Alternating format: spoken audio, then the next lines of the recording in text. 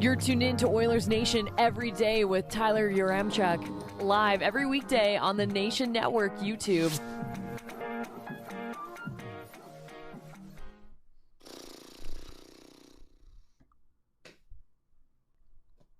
What can you even say about this team? Brutal. Let's get into the lead today.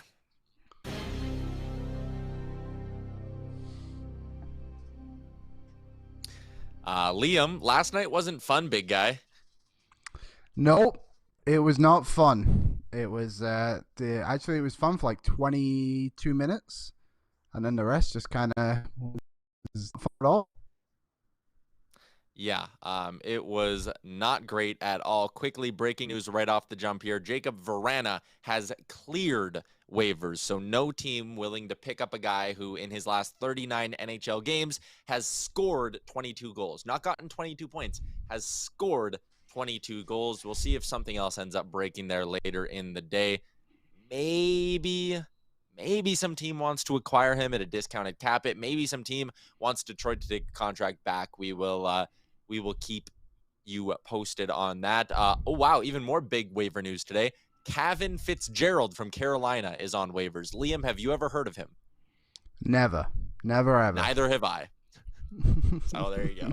There's your big waiver news for today. Welcome into Oilers Nation every day, streaming to you live on the Nation Network YouTube and coming to you live from the Sports Closet studio, sportscloset.ca. Whether it's NHL, MLB, NFL, NBA, whatever you need, they got it. And you know what else I like? If there's someone in your life who is maybe not an Oilers fan and they're looking for gear, they have a lot of NHL jerseys in stock, like a ton. I have a buddy who's a Penguins fan. His fiance wanted to get him a Penguins jersey for Christmas. Boom. Sports Closet was the only spot that had it in stock. So shout out to our friends at the Sports Closet. The lead today is that the Oilers stunk up the joint last night. They were brutal. Well, they started fine. Now, usually when we discuss a bad Oilers game, they fall behind early. You know, their special teams is garbage. Maybe one of the goalies was terrible. But no, in this one, they started really well. Out of the gates, first period, shot attempts, 25-10.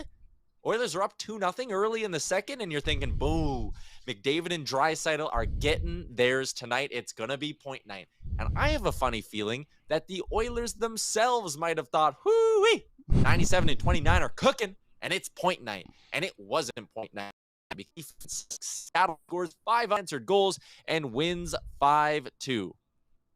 Man, I'm at a loss almost at this point, Liam. I don't understand how a team playing in a big, important divisional game like that can just turn off their engine as quickly as the Oilers seem to like doing it.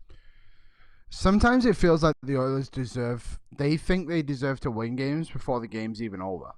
And it's becoming like a very common trend around this team right now. Like, we saw them smoke Nashville in Nashville, and then you go and play them again and you don't show up. It kind of felt like you thought you were going to win that game before it even started. Same again last night. Like, you batter Seattle on the day before New Year's Eve, and then come in, and then all of a sudden you're out to a 2-0 lead. It's like, oh, here we go again, 7-2. And it's like, no, like 60 minutes in a hockey game, you got to play it all. And for whatever reason, they just have these brain farts and just forget that they're actually playing hockey, and like guys aren't trying to clear the puck. Like, just the basics of hockey just seem to be eliminated from their game. And then it's just like, oh, well, McDavid or Draisaitl will bail us out. And it's like, no, that's not going to happen every single night. Like, sometimes you just need a goal from someone on the fourth line to chip in, or if like McLeod chips in, Fogle, whoever it is. But like, we just rely on our big guns so much, and everyone else is just like just doing nothing around them at some of these nights. And it just is so many passengers, and it's happening way too often. Yeah, too many passengers. I think that is a great way to put it. We are live on the Nation Network YouTube, where the chat is alive and well. Twisted was in with the first comment of the day, and he said this team has such a unique ability of going lifeless mid-game. Truly elite lifelessness. Cue frustration. And I'm with you, man. It's just how you can come out of the gates well in a season where you've rarely come out of the gates well, and even that doesn't propel you Just doesn't make a ton of sense to me. Smart Cowboy says, that's the truth. Was embarrassing to say the least. Never seen a team with so much talent struggle so bad to win a hockey game when they are in the lead. It's because they're not good defensively. And when opposing teams trail, what do? They crank up the offense. They start to take some risks the other way. Against Seattle, whatever that was, a week ago, 6-7 days ago, I don't quite remember. But in that one, Seattle was cranking up the offense, throwing everything on net. And the flip side of that is sometimes there's chances at the other end of the ice. The Oilers didn't score their chances at the other end of the ice last night either, like they did against the Kraken in their first meeting of the season. And then defensively, they just can't hold on. So super annoying. Tyson's in says, you can always count on the Oilers to find a way to lose an easily winnable hockey game. Our defense needs help badly. And you guys you're fired up in the chat. And I am too. Smart Cowboy, Bouchard did not play well for sure, but he wasn't the only one. Yeah, Bouchard and Broberg, I mean, I was singing their praises after the game against Winnipeg. They were really good. Weren't on the ice for a 5-on-5 shot against. But this is the danger of playing two players with a combined games played total of under 200. You play those two guys together, there's going to be bad nights. If the Oilers were a young team like a Buffalo, a Detroit, and Ottawa, I'd say, hey, you live with those peaks and valleys. You're not Detroit, Buffalo, Ottawa. You're a team that's trying to win the Stanley Cup this year. You're a team that a lot of people had picked to win the Stanley Cup this year. You can't keep running out two guys who haven't played a combined 200 games in the NHL and expect good, consistent results. And last night, Bouchard was terrible. Broberg wasn't great. There was that one breakaway early on. Skinner made the stop with his glove, but that was just Ryan McLeod was the first guy back. Where are your defensemen? Bunch of stuff frustrated me last night. I think for me, you're really missing a guy like Chris Russell. And I know that seems weird to say, but just the guy who's your seventh defenseman who can kind of rotate in there every so often and just kind of ease the storm a little bit and take a break off these younger players who are just being asked to do so much defensively. Like Broberg, Bouchard, Niemelainen, they're clearly just not able to do it every single night. And you need someone who can be somewhat of a stopgap. I'm not saying he's the answer, and I think he might even be injured right now, but is it a bad idea to maybe even call up Jason Demers for a little bit just to kind of see if he can bring some experience to the blue line? Nothing else is really working back there for some of these nights, right? And obviously we're saying this after who'd they beat? Well, they obviously beat Seattle. They beat Calgary only last week too, but it's just the inconsistency. Maybe that experience can just provide a little bit of a more experienced voice or something in the room rather than just looking around and thinking all right, well, who's stepping up for us? Yeah. Let's get into our three big things from last night's hockey game. It is brought to you by Montana's. You know what Montana's is doing this sporting season? They're bringing back the viewing party. Head to any one of their locations for their fantastic brand new daily deals. Liam, what day is it today? Today is Wednesday. That is a joke from our days back in radio school together. And today at Wednesdays means it's all you can eat ribs at Montana's. Head to montanas.ca for more info. Our three big things, just like their big racks of ribs. Liam, number one, it was impressive that the Oilers got off to the start they did. Let's be honest. Up 2-0. Yeah. Looked like they were controlling that game. Yamamoto and Puljujarvi both missed great looks as well. So the start, no complaints. Start that way. I said my New Year's resolution for the Oilers was to start games well. So far, they're living up to that. Yeah, I mean, you look at back at the last three. You outshot Winnipeg. What was it, 10-2 at one point? Winnipeg get the goal. You have a really good start against Seattle, and last night again, 3 games in a row, they've figured out how to have good starts. The issue is now is carrying that through to the end of the game. Is that the new issue? Are they just not able to finish games now? Yeah, it's true. And last night, I don't know if this is one of your other points, so maybe I'm getting ahead of myself, but you said don't make the 10 Bell mistakes, and that's exactly what happened. Led to goals. So it's just the consistency of being terrible is very good with this team right now. The consistency of being terrible. Very well put.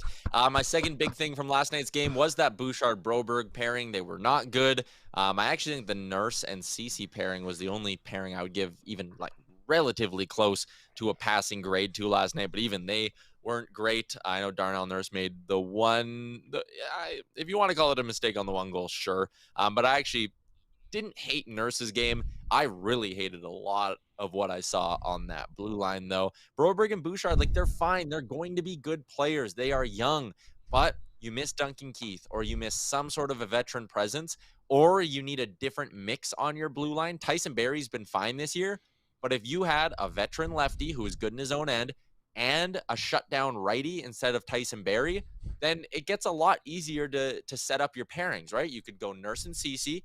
On your second pairing, you could go Kulak with Bouchard. On your third pairing, you could go Broberg with the other righty. You're missing one defensive piece on that blue line. You truly are, and that's all it is. And it feels crazy to say that like one piece is going to change everything, but I really feel that way because you're just taking the pressure off so many guys to separate it. And even if, like, say Barrie stays, for example, and he's on your right side, and you just get an experienced guy on the left side, and Broberg just kind of spends the rest of the year wherever, right? Like, maybe he's your seventh guy, you rotate him through, whatever. Like, but yeah, like, I agree, and it's interesting. I know we have Frank later on, so maybe he'll touch on it a bit too, but like, maybe like we spoke about Jake McCabe, like he doesn't have that experience that the Oilers really need. Like, maybe Edmondson is the guy. Maybe Edmondson has that experience that the Oilers truly need. And you know what, even like Ekholm, like we spoke about him yesterday, and that contract isn't ideal, but he's a veteran in this league and he's been around the block, and I'm sure someone like that can be a presence on and off the ice for the Oilers. Yeah, if you missed the news earlier in the show, I saw Tyler Mulick was talking about it in the chat. Verana cleared waivers, so no one scooped up Jacob Verana, which is very surprising, again, considering he scored 22 goals in his 39 career games with the Detroit Red Wings. Someone was asking about Jake McCabe. Frank has a report, and there was another report out of Chicago. He has a 7-team no-trade list. Let me just double-check that quickly. But there was reports that he has a 7-team no-trade list, and his 7 teams on that no-trade list: Vancouver, Edmonton, Calgary, Winnipeg, Toronto, Montreal, and Ottawa. There's a rumor going around he doesn't want to play in Canada, but we can get Frank's take on that, because Frank Seravalli is going to join the show in a little bit, but it doesn't seem like Jake McCabe is actually going to be a player the Oilers can get, because Jake McCabe apparently doesn't want to play here. So I'm going to have to potentially change targets there. I'm going to keep... Oh, no, we still have one more big thing to get to, and it's that reviews giveth and reviews taketh away. The Oilers have had games this year where the review machine is working well. Jeremy Kupel's doing his job. I remember against, what was that? The Rangers, right? They had 2 or 3 calls brought back last night. Man, I mean, it's a game-changing moment. Zach Hyman is like this far offside. Pretty slim margin. Doesn't really affect the goal all that much. Probably could have done a better job staying onside, but that's just the way the sport moves fast. I'm not going to like sit here and get mad at anyone going offside. But that could have changed the game, you know? Yeah, no, it was a massive moment. The Oilers got the goal early to start the third period, and you're 1 goal behind against a team that has 2 goalies sub 900 save percentage, and more than capable of coming back against them. And it just felt like a bit of a burst of the bubble, I guess you could say, that they weren't able to grab that and then weren't able to get anything off the rest of the power play. But do you know what was funny? I was watching that and I thought, if this isn't offside, I have no idea what the rule is. The whole time, all I kept thinking to myself was like, man, if this is actually a good goal, I do not understand what is going on. But yeah, like, Hyman's had so many goals disallowed this year. It's kind of whack, his trend at the moment. But yeah, it's like you said, like, you can't really question him too much. Game moves so much quicker than when they slow it down to as slow as they can. Like, heat of the moment thing, like, is what it is. Yeah. Also, there was that one goal that I felt like it was close to goalie interference. And when there is, like, I don't know. Goalie interference is such a weird one. I can't get a good read on it, but I'm sure if it happened the other way, I'd be making the exact opposite argument about the goal. So those are my big 3 things, brought to you by Montana's from last night's game. Strong start was squandered. Bouchard, Broberg, highlighting the need for this team to go get a solid veteran D-man this year. And sometimes reviews will zap your momentum a little bit, because if that goal from Draisaitl stands, maybe we're talking about just a totally different result from that hockey game, but we're not. We're talking about a 5-2 loss. We're going to take some questions here before we get to our guy, Frank Seravalli. Yeah, Gregor was tweeting that Klim Kostin was in a top six jersey at skate today. And he's also reporting that Stuart Skinner was in the starters net, which is usually a sign that he's going to be good to go tomorrow. So Gregor says, based on jersey colors, Kostin in the top six with McDavid, Draisaitl, RNH, Hyman, and Yamamoto. What I will draw from that is I think we might see McDavid and Draisaitl together again. And it might be something like McDavid, Draisaitl, Hyman, and then Kostin, Yamamoto, Nuge is going to be your new look top six. That's my guess. Maybe they're going to surprise us and go like McDavid, Nuge, Hyman, Kostin, Draisaitl, Yamamoto. But I have a funny feeling if all three of the big centers are in the top six, then we're probably going to see McDavid and Draisaitl together. A little bit surprised, actually, that it is Stuart Skinner in the starters net, because I kind of feel like this might be a chance where, I mean, the Islanders don't score a whole heck of a lot. They were held to 1 goal against the Seattle Kraken. Stuart Skinner's had to play a lot of hockey over the last couple of months here. Maybe this is a chance where you give Campbell an opportunity. I wouldn't have hated that against the Islanders tomorrow. And maybe it still will be Campbell. We don't know. But I wouldn't mind seeing Campbell get the start. No, I wouldn't either. And I mean, especially the last time they played the Islanders, the Oilers left Campbell out to dry 3 occasions, didn't they, if I remember correctly? Like, yeah, maybe you owe him a game against the Islanders. And you know what? Like, you did pull Skinner last night. At the end of the day, I know it was more of like a mercy pull for him, but you pulled him at the end of the day, and Campbell went in. Like, I think that I completely agree, Tyler. They are playing Skinner at every opportunity, and it's, you know what, like, this team does need to get back to winning ways, but not every night is kind of do or die, and you're on home ice. And by no means, I sent out a tweet last night. The last 5 games have been brutal for the Oilers on home ice, so maybe that's kind of the thing too, where it's like we just need to get a win at home. But yeah, I wouldn't have mind seeing Campbell in the starting net tomorrow. But also on that top 6, like, I'm a little surprised that they're just not putting Nuge with McDavid rather than Draisaitl. Like, I feel like that's just as powerful as a duo as Draisaitl and McDavid, no?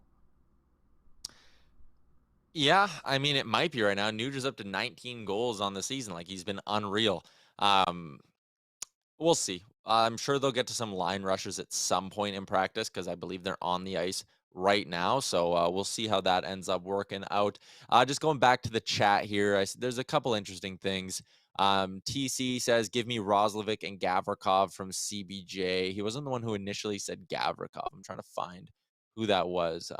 But someone was asking for both Gavrikov and Anthony Duclair as potential options. I don't hate Anthony Duclair as a potential piece eventually, especially I should say, because he might be available for because the Panthers can't afford to even activate him. That's a guy who scored 30 goals last season. I'd be intrigued at a deal for Duclair, but we talked about this a little bit on the show yesterday. The Panthers would only move him because they have to free up all $3 million of the cap space. The Oilers can't bring him in because they don't have $3 million in cap space. So it'd have to be a more complicated deal where you're dumping Puljujärvi and then you're bringing in Duclair in a separate move. It feels like a lot of jumping through hoops that I just don't really expect Ken Holland to do. But Duclair carries a cap hit of $3 million for the next 2 years. So if you can make it work, I'd be interested. Roslovic, I'm honestly not that interested in. I mean, if you can't get the guy motivated enough to play in Columbus, his hometown, you're not going to get a good Jack Roslovic anywhere. He's due $4 million this year and next year, and he has 3 goals in 33 games. If you're mad about the production from Puljujärvi and Yamamoto and Fogle and them, Roslovic's more expensive and he's just as or less productive. So I'm not touching that. Bull Squash says, take Zaitsev if the salary is retained. Nope. Got to aim higher than that. Not a guy who clears waivers consistently. Gavrikov is going to cost too much right now. Like, I'm not touching Gavrikov if it's a first-round pick plus. I'm not touching Gavrikov if a first-rounder is involved at all, quite frankly. So that's still, we're not there. There's too many big targets out there to spend your first-round pick on Gavrikov. 100%. There's too many guys that are better than him. You can't waste your first-round. You have one. You can't go and spend it on a guy who is currently 9th on this list. Like, there's plenty. I would spend it on Klingberg, Ekholm, basically anybody else above him, to be honest. Like maybe Duclair, but yeah, like I just don't think that's your big move for me. I think you can aim a little higher if you spend it at first. We are going to try hit 60 likes today on the Nation Network YouTube stream. I see there is a bunch of you watching right now. So if you're tuning in, hammer the like button. Also, let us know what you thought of the first episode of Oilers Nation After Dark last night. Our friend Connor Halley is a part of the team. Bag Milk was there. Aaron, who's our producer today, also was behind the controls, I should say. But let us know what you thought of the post-game show. That bad boy is here to stay. Every single game, you can come to the Nation Network YouTube, and right when the game ends, we're going live to talk about, well, whatever we saw. And last night, you were fairly fired up about things, so that was great. But Liam, Oilers, you were active in the comment section. I saw that. I was acting as a fan last night. I was having a great time talking to people. It was, it was funny that it was a lot. It was the first game, but everyone was good about it, and everyone was giving the support to Connor. And we had some comments right off the top here, and people were just like happy about the show. So yeah, like it's sticking around, and it was a really good first show. It was good how interactive they were. I thought like the comments were being read thoroughly everywhere. So thanks everyone for tuning in, and hopefully tomorrow will be a better one with a win. So, and you're on the show tomorrow, hopefully. Right? Is tomorrow my day? Yeah, maybe. Maybe. I'm on Monday, so you can catch me on Monday. I can see LA Kings. I got the late shift. Late shift, yeah, I love it. All right, we do have Frank Seravalli stopping by for our weekly Insider segment, and we have a new sponsor on the show, Star Mechanical. Frank Seravalli's weekly appearances are brought to you by Star Mechanical, local home experts, plumbing and heating, residential and commercial. Star Mechanical covers it all. So you can check them out online, starmechanical.ca. You can also give them a follow on Instagram, star_mechanical. Check them out online, and let's get to Frank.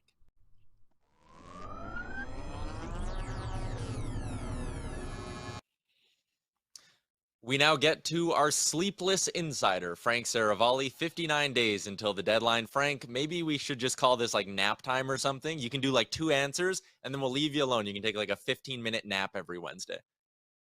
Yeah, I don't think that's going to work. I'm a big nap guy, though. Big proponent and fan of naps, but I don't think we're getting much sleep during this deadline. Some Oilers fans didn't get a lot of sleep last night, Frank. They are pissed off. They are in the comment section saying, you're overplaying Stuart Skinner. Look what you've done. Ken Holland's incapable of fixing this team. They lack character. There's problems in the room. They blew that game to Seattle last night, and the fire alarms are going off. Do you have anything that can calm down this Oilers fan base, or do they have legitimate reason to be a little irked after what they saw last night? No, I think there's legitimate reason to be upset with this entire season and the way that it's played out to this point. And there's no revisionist history on my part. Tyler, what did I say right from Jump Street when the season started? I have serious concerns about Jack Campbell and this team's goaltending. Obviously, Skinner is in net last night. He's the guy that ends up getting pulled. His numbers have kind of come back to earth a little bit. I don't think he's the reason to blame or anything like that. But you also have a situation in that game when there's a timeout called, and not only do things not change for the Oilers, they get worse. So whatever message is being sent, is it being delivered? I think that was a question mark coming out of the game on Tuesday night. And I also think this team needs help. It can't all be the focus of, hey, let's just get Evander Kane back and we're going to be set to go for the deadline. This team needs help on the back end, and I think they're actively working to try and fix that. But I think there's probably been it's fair to say, a bit of complacency that's existed, that they need to jumpstart this season and ensure that this team not only gets into the playoffs, but is able to do some damage. Complacency is an interesting word. There's also a lot of people wondering, do they miss the veteran leaders that they no longer have? Duncan Keith isn't here anymore. Mike Smith, say what you want about him. He gave them good results, and he was a fiery competitor. And maybe that's something they look to address at the deadline as well. That's why a guy like Jonathan Toews is high on my list of dream trade targets for the Oilers, because I think they could use someone who comes in there and gives them a bit of an experience. And it's crazy that we have to say that at this point when Connor McDavid and Leon Draisaitl are in their 8th and 9th seasons or whatever. But maybe the Oilers do miss a little bit of veteran leadership. No, I think that's a really fair point, and I think it's something that the Oilers probably overlooked a bit. I think that's one reason why Toews is probably on their list somewhere. I think at this point, there's more of a focus and emphasis on defense right now, and finding a defender that works and can make a pass and can withstand the forecheck. But I do think it was probably understated, the impact that Duncan Keith had on this team. Everyone ripped the Oilers for that trade when it went down, but I think you saw his impact when you got to the playoffs last year. He handled everything well, and I think he was a sort of steadying, calming influence for this team. And Smith, you mentioned the fiery aspect that he brought. Those two things I think have really been missing at times this year. And maybe it's fair to ask the question, as you did, as to whether this team should need those components, given the experience that they have in the league already and the highs and lows that McDavid and Draisaitl have experienced together. And some other veteran guys that have been around for a bit, and a Tyson Barrie and Darnell Nurse has been around long enough to understand some of those things. But the fact of the matter is, it doesn't matter what they are missing. They need to go replace it. It's not about, looking backwards. It's about looking forward. And so can you find someone that checks some of those boxes? Does maybe a Joel Edmondson type, with his, not just his game, but his Stanley Cup pedigree, having been through it and won in St. Louis, does that matter? Is that one of those things that you try and look for as you get to checking off some of those boxes for the Oilers? Joel Edmondson not in your top 10. I got a couple of questions about your new trade targets list that is up at dailyfaceoff.com, but I want to focus in the top 5. Patrick Kane and Jonathan Toews. I think a lot of fans outside of Chicago sit here and go, it's a lock that both these guys are getting moved in the next 2 months. Is that necessarily the case, though? It's a possibility for sure that both players are moved. I would say at this point, this exact moment in time, January 4th, 2023, that it's more likely that Toews is on the move than Kane. But I still think Kane is a 50-50 shot. So if you're reading between the lines, that means that Toews is better than that or higher than that to go. I think there's been some real frustration with Toews, not just in terms of where the franchise is heading, but also in game. You can see it. The frustration is evident when he comes back to the bench.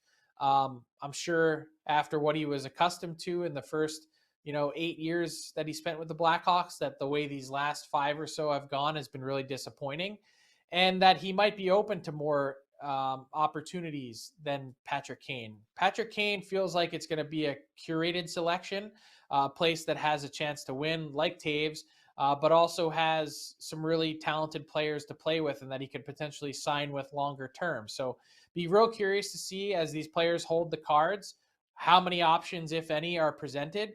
And I just think with Kane, who has been a better player than Toews, no doubt, not just this year, but the last few, there's a lot of ties to Chicago. And it's not just the winning. It's also, his family has moved to Chicago and set up home base there from Buffalo. His dad's at morning skates and practices, and he goes to a lot of road games. And, you look at that, and his the mother of his child is there, like his girlfriend, like all those things, that kind of factors in and weighs in a way that I don't think Toews necessarily has as much baggage. So I'd be real curious. Flip a coin on Patrick Kane, or you can call him Patrick Coin if you want. Why not? Going from numbers 6 through 10 on the list, we see 4 defensemen, but the one I want to zero in on is Mattias Ekholm. I remember, I think it was the first time the Oilers played the Preds this year, and I had some people in the chat on YouTube being like, oh, Ekholm would be a dream fit for the Oilers, and I was like, you're insane. He's in year 1 of a $6.25 million extension that goes for 4 seasons. Like, they're not moving this guy. Yet here he is on your list. So explain why this guy could potentially even be available in year 1 of an extension. Well, it's gotten late early for the Preds, who have regressed in a significant way. And I think a bunch of people saw that coming. But now they have to ask themselves some really complicated and difficult and uncomfortable questions, as they're well outside the playoff picture. And even if they get in, is anyone looking at that team as one that could go the distance and be a contender? I think the answer pretty resoundly is no.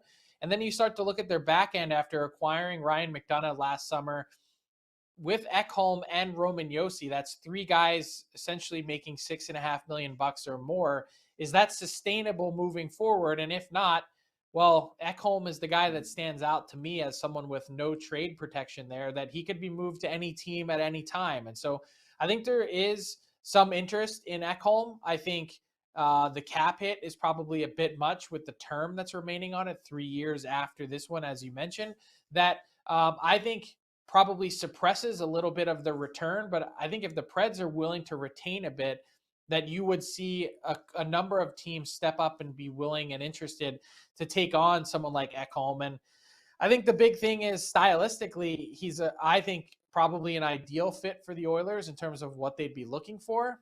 My question is, can you really afford to keep him on the cap?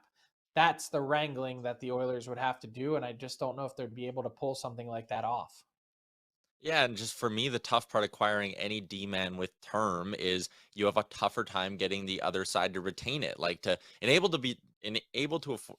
Oh boy, now I'm the one fumbling my words, Frank. But if they wanted to afford Ekholm, they would probably need the Preds to keep half for this year. But the Preds probably don't want to keep half that contract for the next 3 seasons as well. And it's almost the same thing with Edmonton, where yeah, okay, you could dump Puljujarvi out, but Edmonton's still 3.5. Would the Canadians want to keep a chunk of that money for next season as well? I feel like because of their cap, how tight they are to the cap, the Oilers' only option is rentals at the deadline. Yeah, I don't think it's their only option. I just think they'd have to get creative in terms of some of the pieces that they move. Like you said, moving Puljujarvi in any trade going backwards. Let's say, let's just play hypothetical here, since he was publicly linked to the Oilers. I think his no trade clause might get in the way. But Jake McCabe from the Chicago Blackhawks, if you were to send Puljujarvi back there, well, you still have more years of Jake McCabe remaining at $4 million. I don't think many teams want to retain on guys with term, because it's not just a retained salary transaction that gets chewed up. It's also part of your cap moving forward. So there's a significant price to pay for that. All of that, which says, I don't know, the Oilers would have to get pretty creative in order to make something like that happen. And I don't know, not that I don't see it, but there's only very few paths to make that happen. Last area I want to hit on with you. You have a new piece up today at dailyfaceoff.com about where kind of every team in the Eastern Conference stands, what they could look to add, or which teams could be sellers. And one team I'm just fascinated by is the Florida Panthers. What's the latest with the Panthers, and what could it look like if they do indeed decide to sell ahead of the March 3rd deadline? Well, the Panthers are in a tough spot, Tyler. 13th place. They don't have a first-round draft pick until 2026, and they have $14.5 million committed to their goaltending next season. So they're in a spot where I think their top objective at this deadline is to set the table for the summer. They're going to have $12 million coming off the books, and Patrick Hornquist's deal expiring, and some dead cap money that goes by the wayside. So they've took a step back this year, and I think they expected that. Definitely not this much, to go from a 122-point team down to being on pace for somewhere around 78 or 80 points. That's a 42 or 44-point cliff that they've fallen off of and died on impact, essentially, if you want to quote Billy Madison or Happy Gilmore. I think it was Happy Gilmore. But, you look at this moving forward and you say, they need some off-season surgery. So to create some flexibility to then be in a spot where you not just have cap space, but you maybe have some future assets that you can trade to rebalance your team, and maybe take a forward, trade them at the deadline, get some assets, and leverage those assets in the summer to go after a defenseman. Well, I would look at a couple guys further up their depth chart that have been really good ads for them, and Sam Reinhart and Sam Bennett, the two Sams. I think there would certainly be a lot of interest in those players, given their talent and their skill sets, that perhaps Bill Zito can sort of play this out in a way that he's able to have maximum leverage in the summer to get what he needs to put the Panthers back in playoff contention. You want to talk about the Oilers wanting pieces that can maybe add some bite to their middle six, adding a centerman. Sam Bennett he'd be a really intriguing option for Edmonton. And on the blue line, what about a guy like Radko Gudas? I mean, $2.5 million pending UFA. Like, I just look at the Panthers and Gudas and Bennett, and I'm like, it's a couple of guys who would scratch the itch for the Oilers. Yeah, I mean, scratch the itch in terms of adding some edge and bite, but I don't know if you're the Oilers and you're going on a deep playoff run to the Western Conference Final again, whether you'd like to be giving Radko Gudas any more than 12 minutes a night or 14 minutes a night. So it would come at a cost, in the sense of you'd really need to ration out those minutes and limit them, because that's one thing the Panthers fell into, is Gudas was playing probably more than he should and needed to be properly slotted out in the third pair. Fascinating stuff as always, Frank. Appreciate your time. And it is 59 days till the deadline, but only about 24, 25 days till we'll be cutting it up out at the JPL Tourism Jasper Pond Hockey Tournament. Huh? Yeah, can't wait. And I hope you guys got me a double XL jersey. And I think, as I was thinking over the segment name as it changes every week, hopefully we're not calling it Sleeping with Seravalli, because I don't know how my wife would feel about that. All right, Frank. Appreciate the time. We'll chat again next Wednesday.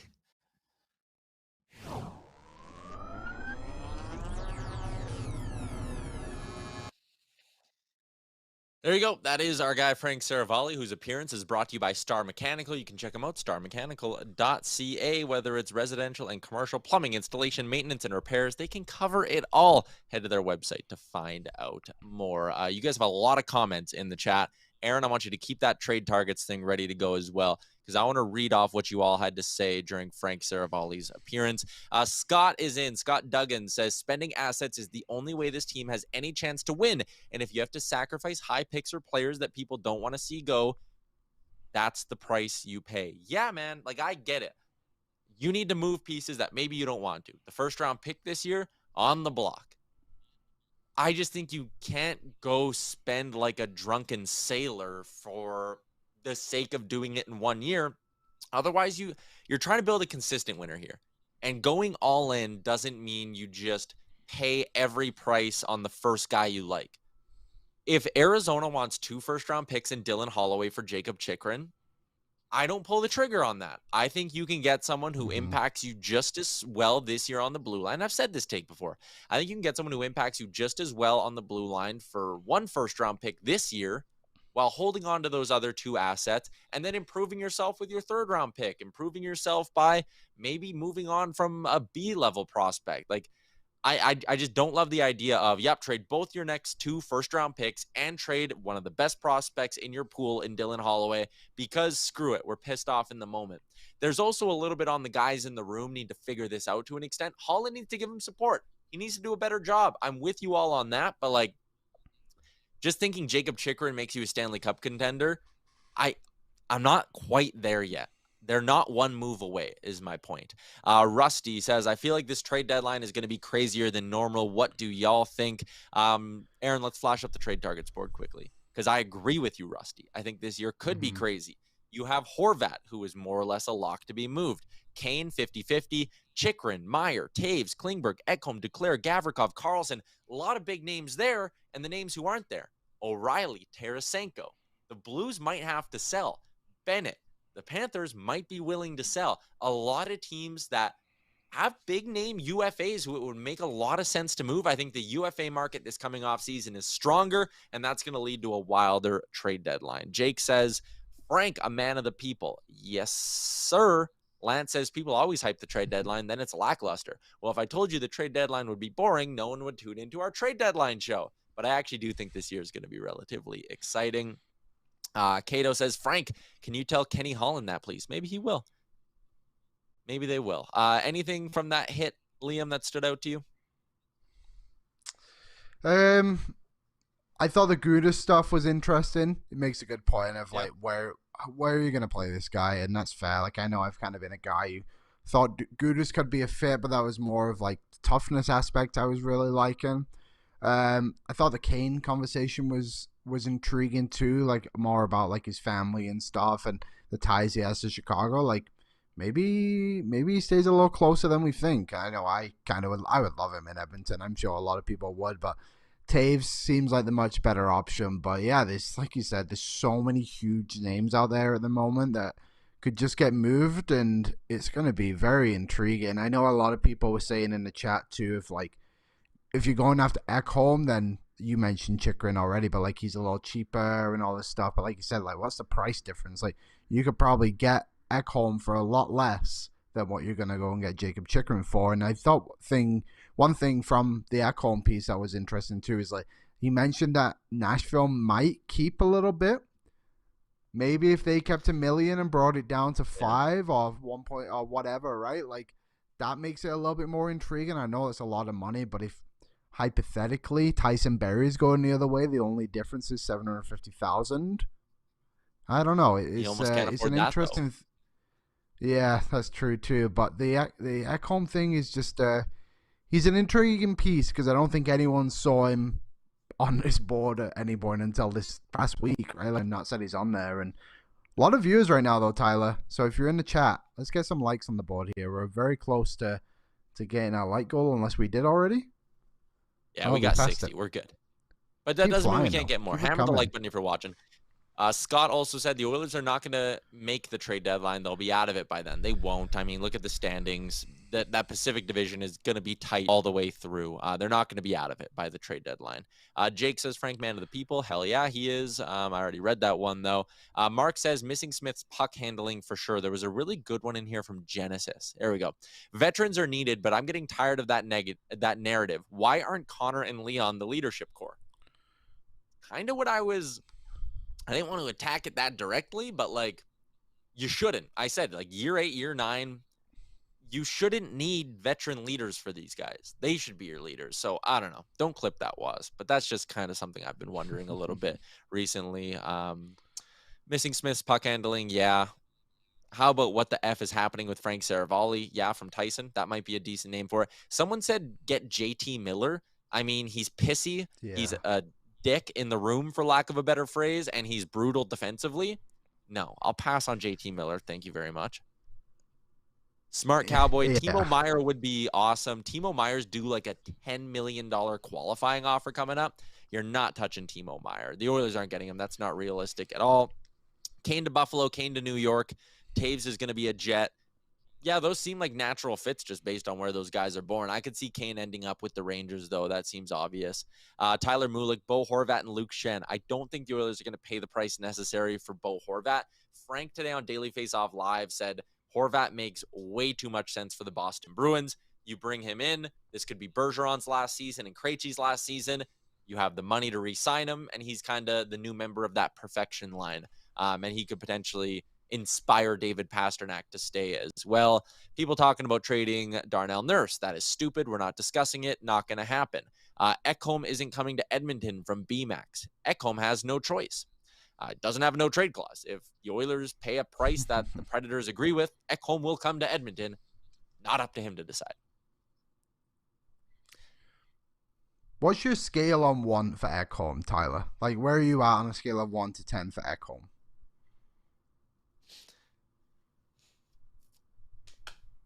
Oh boy, it's a weird one. I love the player, man. I love the player, and if he was a rental, I'm all over it. Give me that guy 7 days of the week. But he's not a rental. That's gonna hurt how much Nashville's willing to retain. If Nashville kept $2 million, I'd move a first for him. Mm-hmm. That's not gonna get it done though. That's not gonna happen. So, I'm not there, I guess, on Ekholm just because I think the contract makes it too much of an impossible hurdle. But, you know, he on the ice, he's a perfect fit, so that's why it makes sense. Yeah, I'm probably around a 6 or 7. I don't really know what the market is. Like, I don't know how much he's going to cost you. What's it going to take for Nashville to take some money? Like, are you going to have to give up a player with money, obviously, and a high-end prospect? Or is it going to take someone like Raphael Lavoie, for example? Like, he's such an intriguing piece, and I'm very curious to see if he even gets moved in the first place. It almost feels like Nashville is just kind of dangling him out there right now to see if there's a market for him. And, I mean, if his name's on a trade target list, there must be a lot of interest. Yeah, JCLV, Holland's playing with fire, waiting to see what his first-round pick is going to look like. Holland keeps hitting the snooze button instead of waking up and going to work. It takes 2 to tango, man. And, like, the market hasn't established itself yet. So, again, the Blue Jackets are saying, you want Gavrikov today? It's a first and it's another high-end asset. The Canadians are saying, you want Edmondson today? First high-end prospect. You can't pay those prices. You know, like, if you go to the grocery store and a bag of apples is $4, but you know it's going on sale the next day for $1, you wait.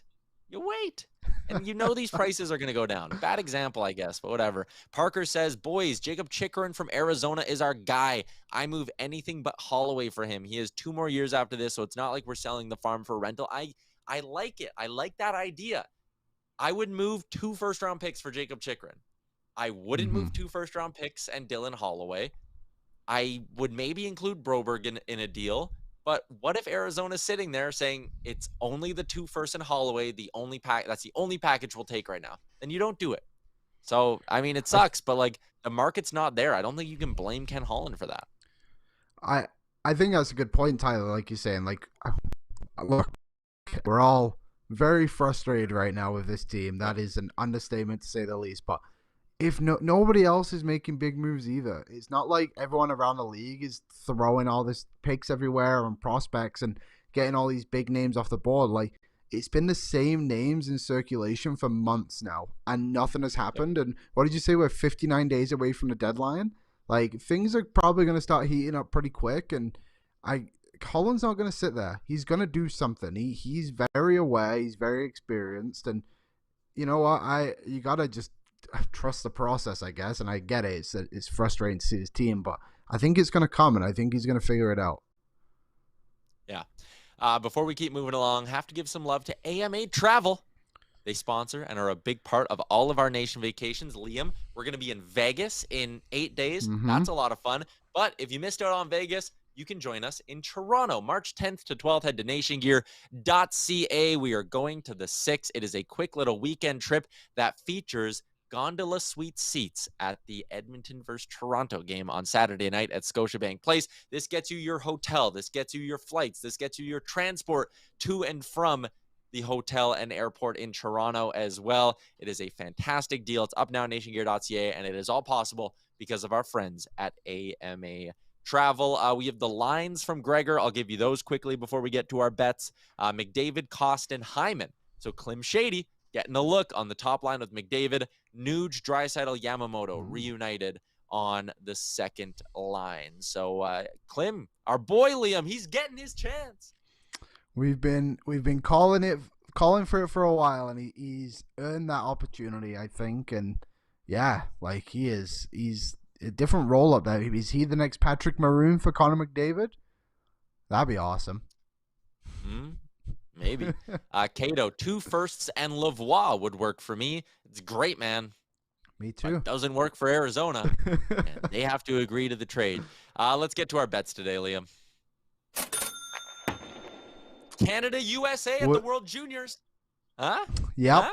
And that's where we're going. I am staying away from the NHL tonight. I thought we'd stay in the World Juniors spirit.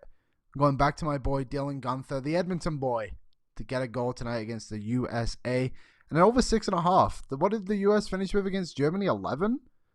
Something like that, right? Canada's been firing goals for fun and also allowing them for fun in most games too. So let's just hope for a really fun hockey game. I think Canada's got enough to get out on top. So we'll go with the over and the Edmonton Oilers, former Edmonton Oil King, Dylan Guenther to grab a goal. Do you have anything for this game? I'm just going to tell you, I don't hate the over. Yeah? I like that Guenther one. I'll try to find some Bedard bets somewhere, but they don't even offer them because the guy's just too good. What do you think of the goal song, the Heave Away? I love it. I think it's sick. I love it. I think it's very, very cool that they made it like kind of fit to where they are right now. It's a very good idea for what they do, and it's clever. Like Shane Wright mentioned it before the tournament. Did you see that they didn't want to reveal it until the first goal, and then it kind of went off there? And I think that's cool, and I think more teams down the road should incorporate that into it. If they're in Canada, of course, I think the next one's in Sweden or something, right? So might not work as well out there. Our guy Joey, friend of the show. I'm pumped for this game tonight. Bedard is an animal. Connor Bedard show tonight. Who isn't expecting the Connor Bedard show? Although I will say his interview in between periods against Slovakia was one of the worst pieces of television ever. Yeah. He was just like, you could tell he's so dialed into the game that he was like, I didn't even hear your question. I was going to make up some shit. It kind of reminded me of, do you remember that one a few weeks ago when Jack Hughes was interviewed after the game? And he's like, sorry, in the intermission, but he was just so exhausted. He was just like, oh, I don't know. I just have my bio steal. And then he got in trouble because he's a Gatorade. He said he was drinking Gatorade, but he's a bio steal athlete. Yeah. So he got in trouble for it. I thought that was very funny. It's good to see it. Rusty says, got to pull for the USA as an American, but I am very excited to watch Bedard play. Maybe we should have a friendly wager with Rusty. I did not know Rusty was American. I thought Rusty was right here in the city. Where are you from, Rusty? Let us know in the chat where you're from. And every day that man shows up. He was in the chat last night too for after hours. Rusty's loyal to the Oilers Nation. I love him. He's the best. If only the Oilers themselves could be as consistent as Rusty the Reckless Optimist. A day one listener of Oilers Nation every day. All right, there's your betting report. Shout out to Betway 19+. Please play responsibly. He says he's from Utah. Hey, we have friends in Utah. The Utah Boys, who we might see in Vegas. I love those guys. All right. Our like goal was hit. Yes, don't worry about that. I think we're good. I think we're good for today. Liam, we got a lot in. This was a long show, but there were a lot of viewers, so I wanted to keep it rolling. Yeah, it was a long show. There's a lot to talk about right now in our country, and you know what? Like sometimes we come in the show and you kind of have to be negative. This team puts you in no other way, but like today. But I still believe in this team a lot. I still believe they've got time to turn it around. We've mentioned it a few times how at this point last season they were kind of in a similar spot, arguably worse spot. This team can get on and get through the pains, and the playoffs are right around the corners, people. Shout out to our friends at Montana's. It is all you can eat ribs tonight at your local Montana's. Check them out, montanas.ca. Our new friends at Star Mechanical, excited to have them on board. Betway and AMA Travel tomorrow. It is a Sherwood Ford Giant game day. We'll be back in the big studio with Jay getting you set for the Oilers and the Islanders, and there will be a lot to talk about tomorrow at noon Mountain Time. So enjoy your Wednesday. Enjoy the Canada-USA game, whatever side you're rooting for, and we'll talk to you again tomorrow.